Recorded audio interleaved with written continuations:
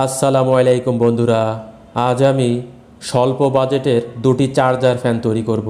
তো এই হচ্ছে চার্জার ফ্যানের মোটর, যেটা মূলত 12 ভোল্ট মোটর, এবং তার সাথে একটি পাখা অ্যাডজাস্ট করে নেব।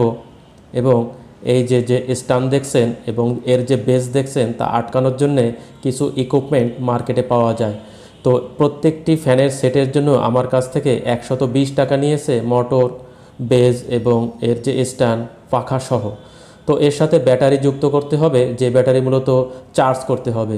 তো মার্কেট হতে আপনারা যে ধরনের চার্জার ফ্যান পাওয়া যায় তার মোটর, ব্যাটারি এবং সার্কিট কিনে চার্জার ফ্যান তৈরি করতে পারেন। যদি বডি পাওয়া যায় তাহলে তো ভালোই হয়। তো আমি পূর্বের একটি ভিডিওতে দেখিয়েছিলাম কিভাবে চার্জার ফ্যানের ব্যাটারি এবং সার্কিট পরিবর্তন করতে হয়। সার্কিট পুড়ে গেলে ওই মডেলের সার্কিট মার্কেটে কিনতে পাওয়া যায়। তো সার্কিট তখন নিয়েছিল 320 টাকা। 6 ভোল্ট যে ব্যাটারি তা নিয়েছিল 480 টাকা। তো দাম আপ ডাউন করে। আপনারা যদি বড় ধরনের ফ্যান তৈরি করতে চান, মার্কেটে অ্যাভেলেবেল পাওয়া যায় চার্জার ফ্যানের মোটর, ব্যাটারি। যেহেতু আপনি 6 ভোল্ট সার্কিট কিনবেন, সেহেতু আপনি 6 ভোল্টের একটি ব্যাটারি কিনবেন।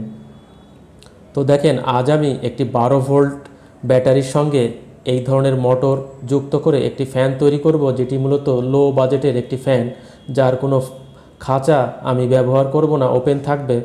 তো সেফটির জন্য খাঁচা ব্যবহার করা যায়, মার্কেটে খাঁচা পাওয়া যায়। তো অনেকটা খেলনা ফ্যানের মতোই, কিন্তু আপাতত গরমের সিজনে একটু শান্তিতে থাকার জন্য হালকা বাতাস অবশ্যই ভালো হবে। তো দেখেন, আমি মোটর যে স্ট্যান্ড রয়েছে স্ট্যান্ডের সহিত আটকে নিয়েছি একটি স্ক্রু দিয়ে। এর যে মোটরের যে বেল্ট রয়েছে সেই বেল্ট আটকিয়ে আমি মোটরটি টাইট করে নিচ্ছি এবং এই বেজের সহিত এই স্ট্যান্ড যুক্ত করে দেব।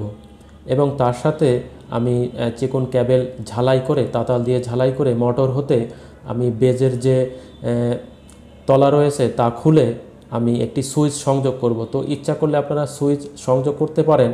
যে ধরনের সুইচ এ ধরনের বেজের সাথে যুক্ত করা হয় বা অ্যাডজাস্ট করা হয় তা একটু লো কোয়ালিটির। ওই সুইচগুলো মূলত বর্তমানে 5 টাকা নিয়েছে। তো বর্তমান বাজারে 5 টাকায় কী ধরনের সুইচ বা কোন কোয়ালিটির হতে পারে আপনারা বুঝতেই পারছেন। তো আমি যেহেতু দুটি ফ্যান তৈরি করব, একটি ফ্যানের সহিত আমি সুইচ সংযোগ করব এবং অপর ফ্যানটির সাথে আমি সুইচ সংযোগ করব না। যখন ইচ্ছা আমি ডাইরেক্ট চালাতে পারবো বা খুলে রাখতে পারবো। তো দেখেন, আমি এর যে স্ট্যান্ড তার সাথে আমি একটি ছিদ্র করে নিচ্ছি যাতে আমি ক্যাবেল ঢুকাতে পারি। এই যে ক্যাবেল আমি ঢুকিয়ে নিচ্ছি, আপনারা প্রয়োজন মতো যে কোনো সাইড দিয়ে ক্যাবেল বের করতে পারবেন।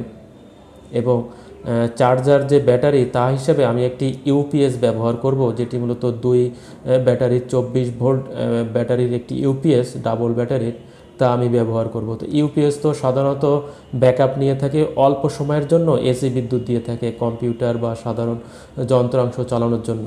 তো আমার যেহেতু লোড শেডিংয়ের সময় বা অনেকক্ষণ পর্যন্ত ফ্যানের ব্যাকআপ প্রয়োজন হবে, তাই আমি ইউপিএসের আউটপুট হতে বিদ্যুৎ, এসি বিদ্যুৎ না নিয়ে আমি ব্যাটারি হতে ডাইরেক্ট করে ডিসি বিদ্যুৎ নেব এবং এখানে একটি সুইচ সংযোগ করা প্রয়োজন।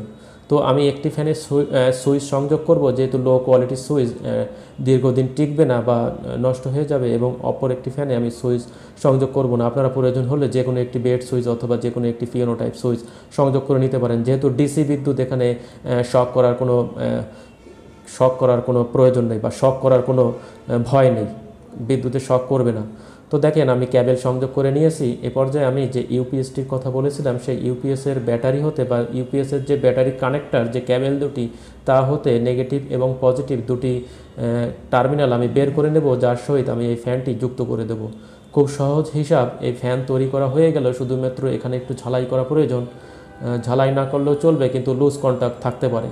তো যাদের তাতাল নেই তারা মূলত শক্ত করে এই টার্মিনালে, ফ্যানের টার্মিনালে, মোটরের টার্মিনালের সহিত ক্যাবেল যুক্ত করে নেবেন। যেহেতু তাতাল থাকলে ঝালাই করে নেওয়াই ভালো, তাতে লুজ কন্ট্যাক্টের সম্ভাবনা কম থাকে।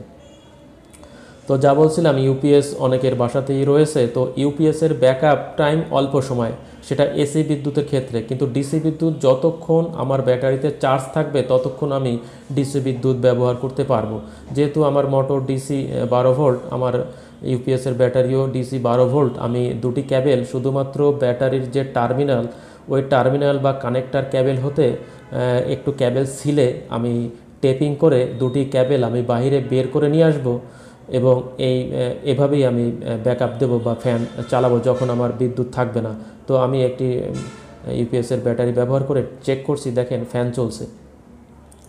তো আমি চেক করার জন্য এই ব্যাটারিটি ব্যবহার করছি এবং এই যে সেই ইউপিএস যেটা আমি ব্যবহার করব এবং ইউপিএস থেকে কিভাবে দুটি ক্যাবেল বের করব, নেগেটিভ এবং পজিটিভ লাল কালো ক্যাবেল, তা আপনারা দেখবেন। তো ডিসি বিদ্যুতের ক্ষেত্রে যদি পোলারিটি উল্টে যায় অর্থাৎ লালের স্থানে কালো হয়ে যায় তাহলে মোটর উল্টা ঘুরবে। যদি আপনাদের ক্ষেত্রে উল্টা ঘুরে তাহলে আপনারা ক্যাবেল ঘুরিয়ে দেবেন, অর্থাৎ লাল কালো ঘুরিয়ে দিলেই ফ্যান সঠিক দিকে ঘুরবে।